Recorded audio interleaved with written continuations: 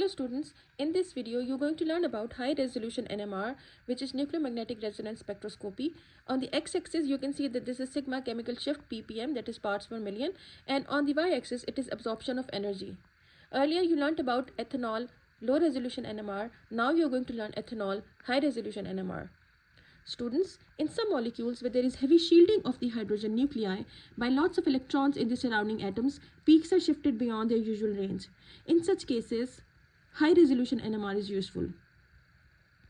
Students, peaks that appear as one signal on a low resolution NMR spectrum are often revealed to be made up of cluster of closely grouped peaks. Now let's see what spin-spin coupling is.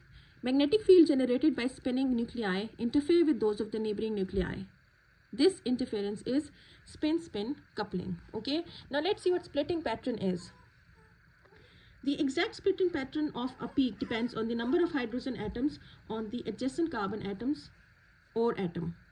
Splitting pattern, the number of signals a peak split into, it is equal to n plus 1, where n, it is the number of hydrogen atom on adjacent carbon atom.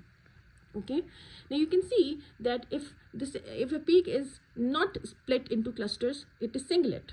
If it is split into 2 peaks, it is duplet. If it is split into 3 peaks, it is triplet. And if it is split into 4 peaks, it is quartet. So the number of hydrogen atoms you can guess by these singlet, duplet, triplet and quartet. If it is singlet, the number of adjacent hydrogen atoms is 0. If it is duplet, it is 1. If it is triplet, it is 2. And if it is quartet, it is 3. Now students, you can see here the CH3 peak is split into 3 because there are 2 hydrogen atoms on the adjacent CH2 atom or group.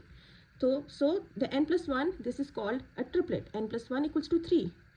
Now in CH2 group, you can see the peak is split into 4 because there are 3 hydrogen atoms on the adjacent CH3 group. N plus 1 equals to 4. So this is called a quartet. The OH peak is not usually split as its hydrogen atom is constantly being exchanged with the hydrogen atom of other ethanol molecules and any water present. This results in one average peak being produced.